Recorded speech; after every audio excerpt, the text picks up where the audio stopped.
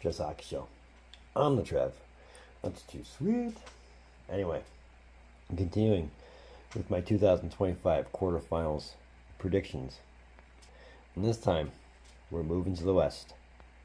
I mean, there's no interstate or interprovincial rivalries in Western Conference, but it's not to say that you lack any real good hockey in the Western Conference, because, you've got it in abundance. But, I mean, if you don't believe me, have a look at your own bracket right now. Tell me none of these would be entertaining to you in the very least. But, again, I'm saying this as a person. Don't take my picks to Vegas. I am just predicting. I'm not an expert. I mean, if you're 100% comfortable that I'm making the right pick for you, then by all means, but don't pin this on me if you lose money. But with that said, I'd like to go over my predictions plus the wife's predictions of how we think the Western Conference QuarterFinals is going to go. So let's talk about it. Starting with the Jets and the Blues. Now this would be a good showdown of, what happens when you successfully build a team from the ground up on either level. Winnipeg did it, and look at where it got them. President's Trophy champions, right?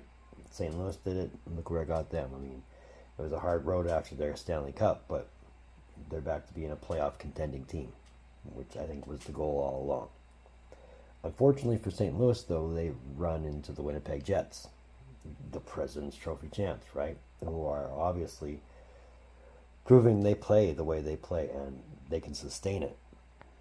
I mean, when it comes to the Jets, I don't think I have to really mention any other names other than Connor Hellebuck. Given the season he's had, if he transitions that regular season over to the playoffs, the Blues are in for a very bad time. I mean, sure, you look at the Blues list of players they've got. Sure, they've got a Robert Thomas. Yeah, they got a Colton Parayko, but against the Connor Hellebuck, if he's in beast mode like he's been all year, will they really do much damage? And it's not to say this will be an easy series for any one team. I mean, I'm picking the Jets in 7. I'm just putting that out there. The wife's picking the Jets in 5. So she thinks it'll just be a case of one and done, whereas I think it actually is going to stretch out to a full 7-game series, and it might be a decision of goal wins the game, whether it's 1 or 2. Don't know. It could be close, but I think it's going to go 7. Dallas, Colorado. I'm not going to lie. I think this is a series everybody wants to see, because I know this is a series I want to see really badly. Colorado versus Colorado version 2. I mean, version 2 has probably the worst case scenario for the Avalanche right now. They probably did not want to play Mikko Rantanen in the playoffs. Unfortunately, for Colorado, not only are they playing Mikko Rantanen, they're also playing Matt Duchene, the guy who killed them in double overtime last season. And he was a former Av for how long?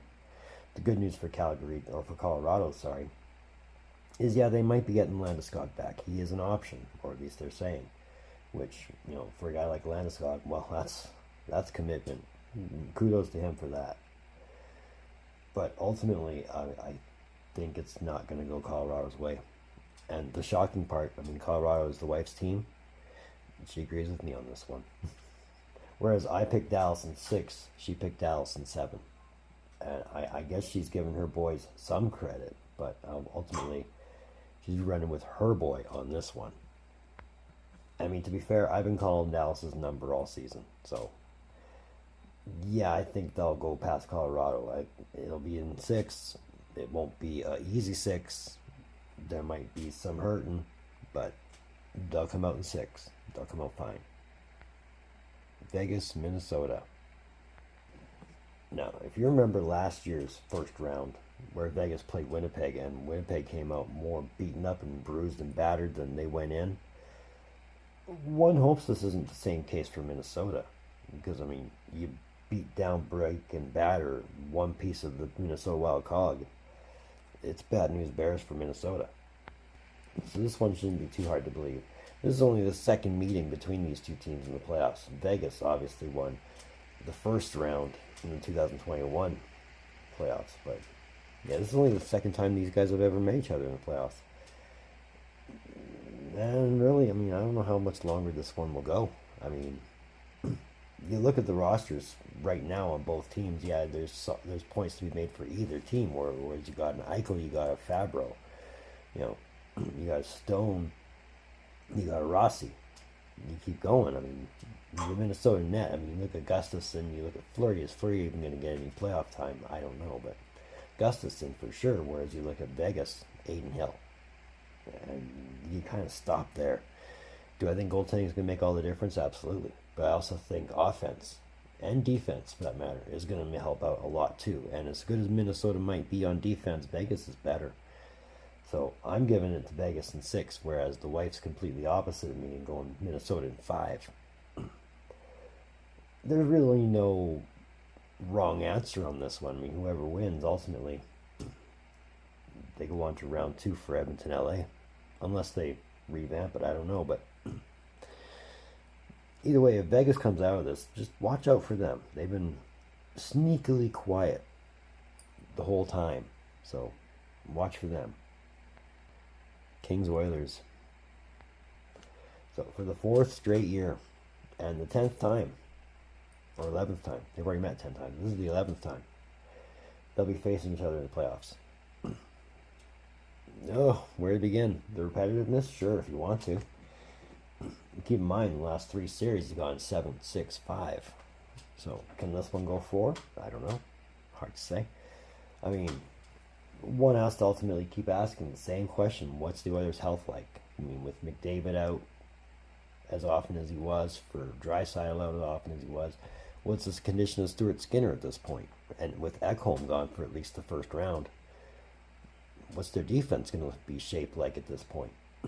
There's just so many question marks when it comes to the Oilers, whereas when it comes to the Kings, they're probably playing a little hungry. I mean, losing to the Oilers for the last 3 years in the playoffs, they probably want to break the tedium, and I can't say I blame them. I would want to as well. I mean, with Kemper, I'm presuming getting the start against probably Stuart Skinner. There's no reason why a Stanley Cup champ would let a career backup define the run that they're going to go on this year, right? So that's why I'm picking the Kings in 7, whereas the wife, she's picking the Oilers in 7. I don't know how much of that is hometown pride, but meh. Think outside the box here. I'm down for an upset this year. And if this is the upset I'm calling this one an upset. Even though it shouldn't be. I mean, LA did finish 2nd in the division. I mean, that was merely a formality. If McDavid and Draisaitl were able to finish the season, that might be a different story, but meh, it is what it is at this point. Either way, I'm hoping for an upset on this one. Let's see how right I am. So feel free to give me your picks down below. Let me know if you think I'm out to lunch on some of this. Either way, I'd love to read your comments. Says another one of them Trev's hockey shows. I want to thank you for tuning in.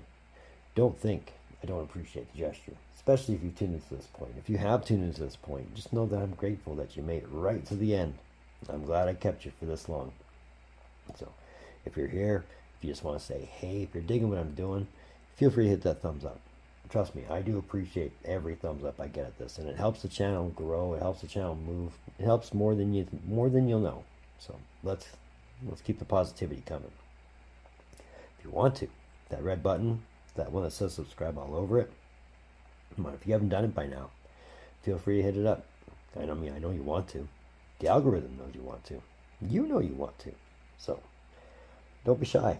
Feel free to hit that subscribe button. If you want, that link in my description down below, that'll take you to my Facebook page. Feel free to join that. I'd love to build the audience as big as I've built the audience here. I mean, it's free. And I'm posting quite a bit on there these days. So, yeah, feel free to jump on in. You're more than welcome to take you. So moving forward, as far as the regular season is concerned, but we've got so many more things coming up other than the playoffs. But I mean, when it comes to the playoffs, there's the semifinals after this. But we'll cross that bridge when we get there. We're still looking out for award nominees and the announcement of the draft lottery. So once all that comes along, I'll be here. But in the meantime, and in between time, I look forward to some Trev. Data.